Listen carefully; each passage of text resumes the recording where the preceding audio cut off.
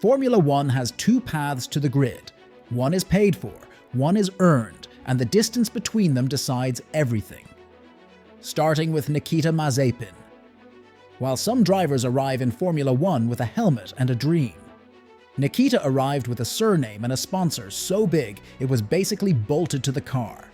Mazepin wasn't picked because he was some hidden talent. Haas picked him because they were drowning. By 2021, Haas was broke, uncompetitive and desperate. And then Uralkali showed up, a Russian fertilizer giant tied directly to Mazepin's family. And just like that, Haas was saved and Mazepin became an F1 driver. It's not like he won big in anything that feeds into F1, and neither did he have teams fighting to sign him in. He just brought in money, and he walked in on a red carpet. But the results never followed. Mazepin's rookie season became a loop. Spin. Is that just too greedy on the throttle too early? Crash. Oh, and that's off, and that looks like a Haas, and it... Spin. But I thought he got a bit trigger happy with the throttle and went off and had his own act. And crash again. 6th place. There goes Nikita Mazepin. It was a decent start. Qualifying sessions ended before they began. Races became survival exercises, and the nickname Mazepin stopped being a joke and started becoming documentation. 0 points, a best finish of 14th. He was basically hanging on the fence of irrelevance, and everyone could see it. The seat just didn't fit. And fans had to endure this down till 2022 when Russia invaded Ukraine. Sanctions followed, and Haas dropped Uralkali overnight. And what happened next said everything. The team wasn't just losing a sponsor, they were suddenly in legal battles over money they had already spent, because that's just how central the deal was. So far, Mazepin isn't remembered for any accomplished feat in F1. Rather, he is known for his infamous spins and being the perfect meme material. Formula One will take your money, it will give you a chance, but it will never protect you from the stopwatch. Mazepin bought the seat, but forgot to buy the talent he needed to keep the seat. And that's why Mazepin is right here on the list as a pay driver. Next up is Esteban Ocon. Esteban Ocon didn't grow up around Formula One. He didn't have the race dad or the loaded dad. He grew up around tools, grease, and long shifts. His father was a mechanic, not the glamorous kind, the kind that fixes cars so other people can get to work. So while other kids were being dropped off at kart tracks and motorhomes, Ocon's parents were making calculations no family should have to make. Eventually, they sold their house. Everything that wasn't essential was gone. What remained was a caravan, a van, and a single idea. If he's good enough, the world will have to notice. So they lived on the road. France, Italy, Belgium. Anywhere there was a race and a chance. There was no sponsor parachute, no safety net to fall back on. They needed those results and nothing else, and Ocon delivered. He won. He adapted. He kept climbing. But things weren't so smooth after entering F1. Titles didn't fall into his lap. He didn't arrive as a prodigy or a headline. He arrived as a problem, a driver who was too good to ignore, but too inconvenient to place. He raced without a permanent seat, watched others leapfrog him with money, waited while careers around him were bought and sold. Then it finally clicked. In 2016, Ocon finally broke into Formula One as a replacement, and by 2017, he wasn't filling a gap anymore. He was there because Force India needed points. The real moment came in 2021 at the Hungarian Grand Prix. Esteban Ocon is going to be a Grand Prix winner in Formula One. Ocon wins the Hungarian Grand Prix. He handled the pressure and the wet track like a fighter. Ocon held off a charging Sebastian Vettel like his entire life depended on it. Because it did. That win wasn't a miracle. It was compound interest on suffering.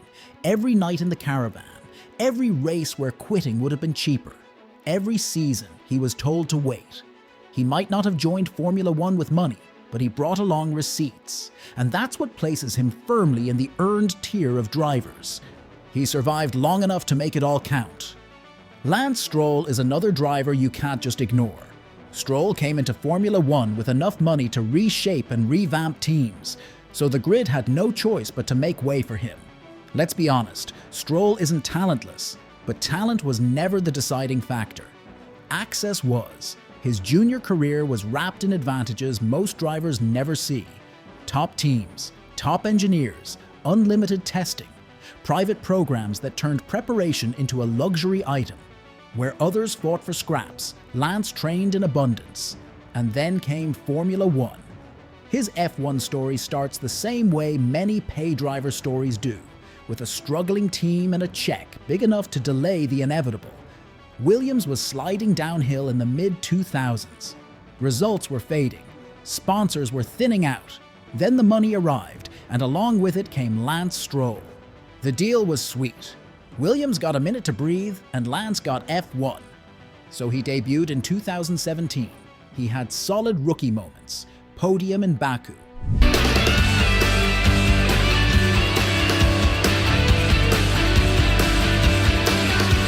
And just enough performance to quiet the loudest critics, but never enough to end the conversation. His teammate Sergio Perez from pole position. Stroll crosses the line, and he does go pole. 147. But that was only the warm-up. In 2018, Force India collapsed under debt. The team was placed into administration mid-season. Cars were nearly parked. Jobs were at risk. Formula One watched another team die until Stroll's billionaire dad came onto the scene and bought the team's assets outright. Overnight, the politics changed. The team re-entered as Racing Point. Same factory, same staff, same garages. And Stroll's seat became permanent. You can't be under pressure when your name is carved into the ownership structure. And you can't be dropped when the team exists because of your family. So Stroll basically owned the team.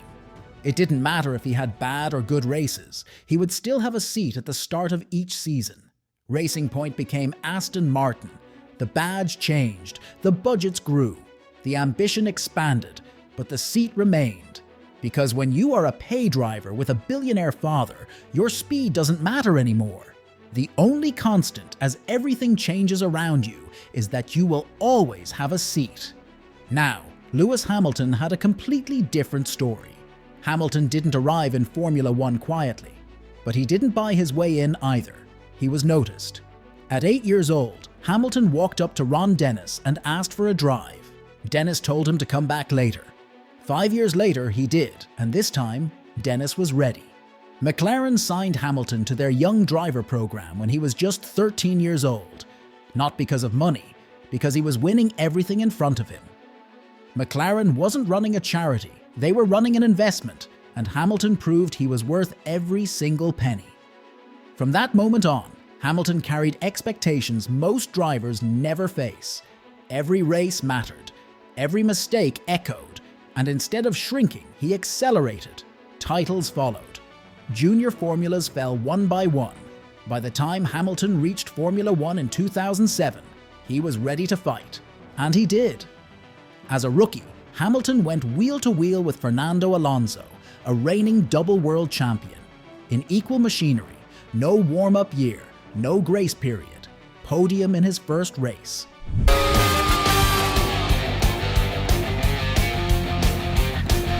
He finished the season tied on points with Alonso and just 1 point shy of the title. Now that doesn't happen by accident. Pressure followed him everywhere, of course. Media scrutiny, racial abuse. He was constantly being weighed and judged, and still, he delivered. World titles rushed in, historic records. He earned every bit of the success.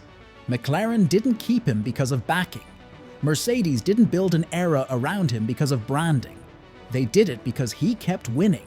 Lewis Hamilton didn't enter Formula One owing anyone anything. He was spotted early, yes, but everything that followed, that was earned, lap after lap.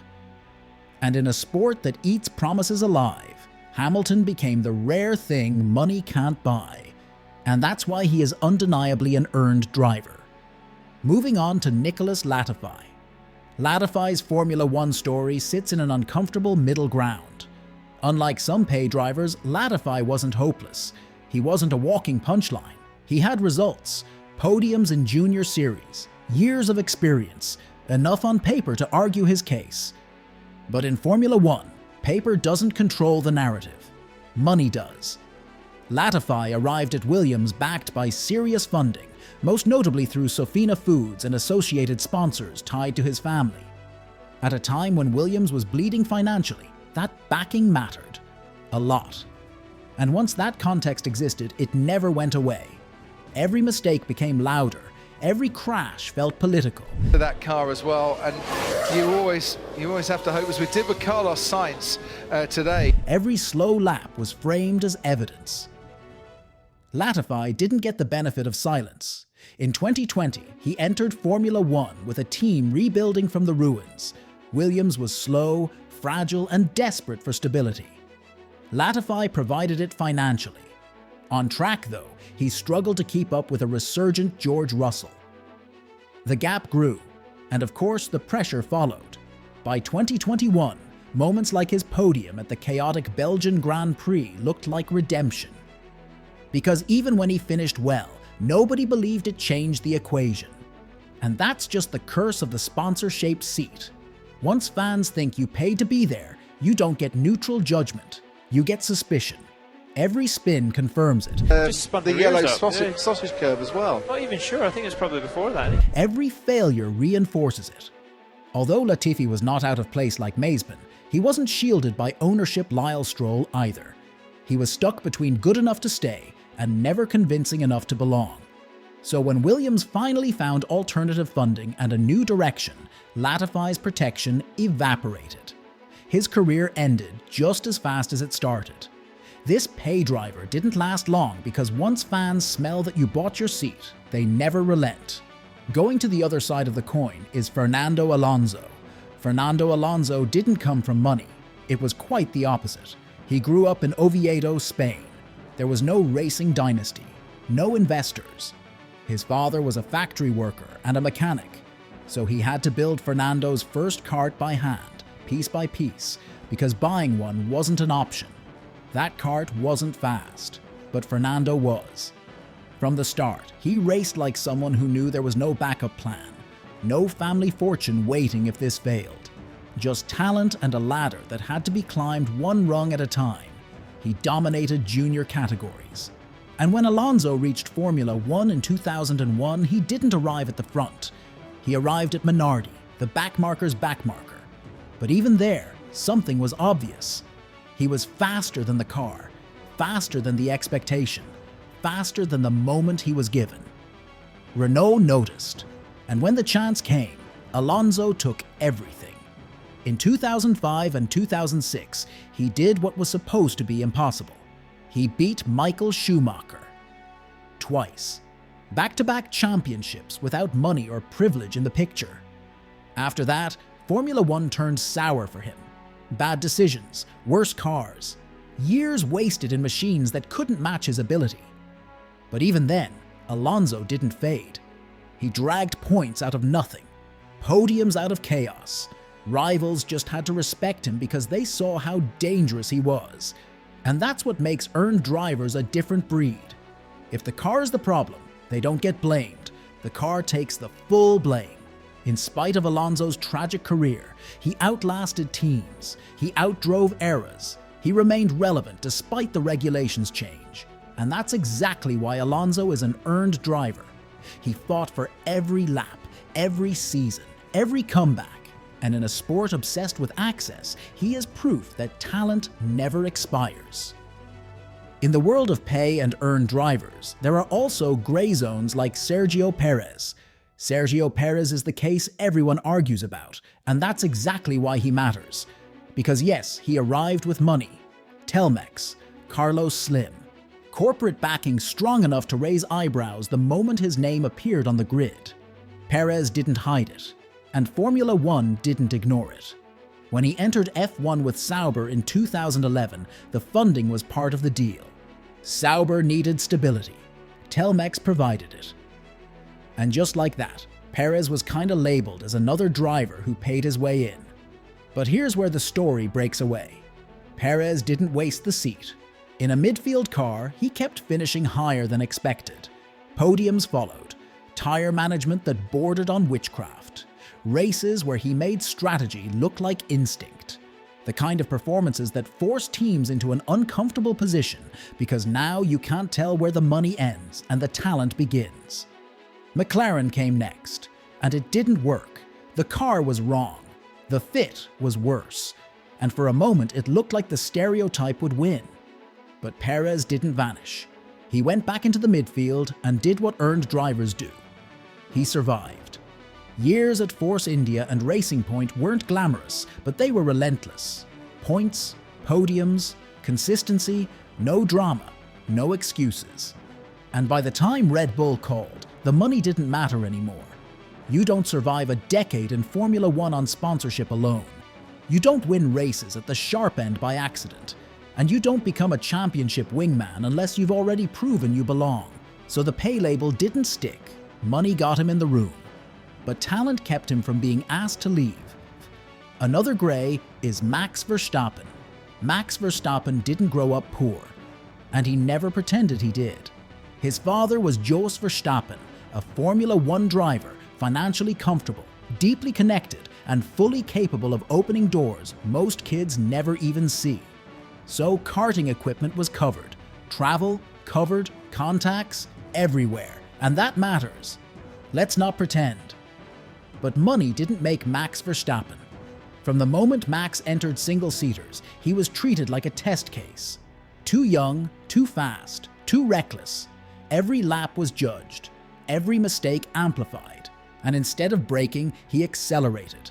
Red Bull didn't promote Max because of his last name. They promoted him because he was doing things that scared people. Overtakes that shouldn't exist. Racecraft that didn't match his age. Composure that didn't make sense. At 17, he reached Formula One. At 18, he won a Grand Prix. He was determined to be at the very top. And once he arrived, the sport had to adjust around him.